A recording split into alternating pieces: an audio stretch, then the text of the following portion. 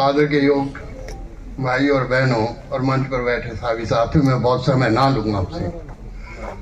मैं एक बात याद करा दूं, जब मैं मेवात गया तो मेरे सामने एक सवाल था 1984 का। 500 ट्रक सिखों के मेवात में फंसे और एक भी किसी ट्रक को आंच तक नहीं आई, ना उन ड्राइवरों ना उन लोगों को मैं उनको कभी भूल नहीं सकता। इसलिए मैं समझता हूँ कि सिखों की तरफ से मेवातियों का हम कदर करते हैं, उनका सम्मान करते हैं और सदा करते रहेंगे।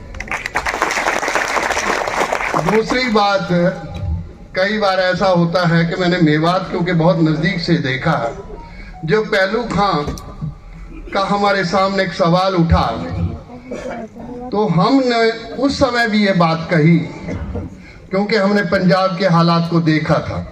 हम उस हालात से गुजर चुके थे।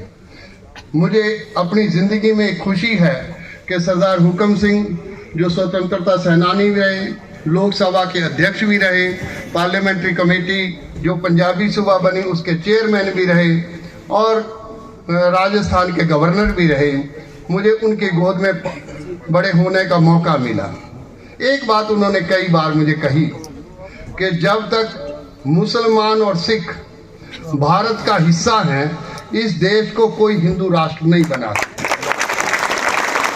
हमारा फर्ज बनता है कि अगर हमारे ऊपर कोई आंच भी आए तो हम सबको मिलकर आगे आना चाहिए। हम सब एक हैं और हमें एक होकर आगे बढ़ना पड़ेगा। एक बात और मैं आपसे कह दूं, अभी मैं 12 और 13 तारीख को वर्धा जो गांधी आश्रम है वहाँ एक मीटिंग थी, तो सारे इंटेलेक्चुअल लोग थे, मुझे भी उन्होंने बुलाया था। तो 12 और 13 को 2 दिन हमारी मीटिंग रही। हम इस बात पर चर्चा करते रहे क्योंकि जो हालात सिखों ने देखे हैं, मैं समझता हूं कि मुस्लिम भी उसी हालात से गुजरा।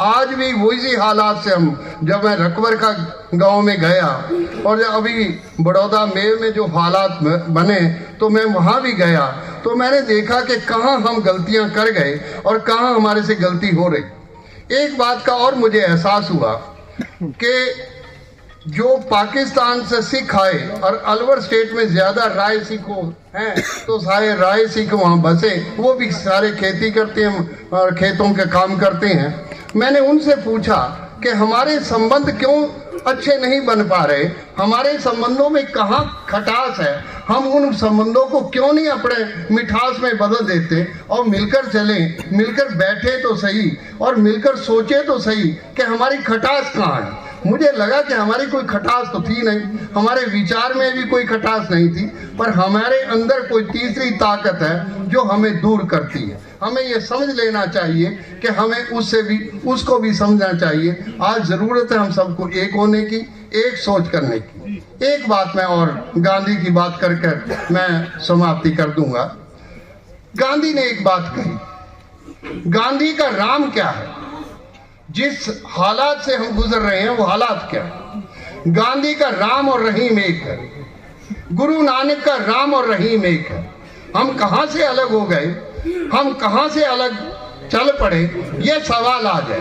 आज सवाल राम और राम के बीच बंटवारा हो रहा है, हमें उस पर चिंतन करना चाहिए, हमें सोचना चाहिए कि आने वाली पीढ़ियां हमें कल को दोष ना दे कि इन्होंने कुछ नहीं कहा था इसलिए हम कुछ नहीं कर सके।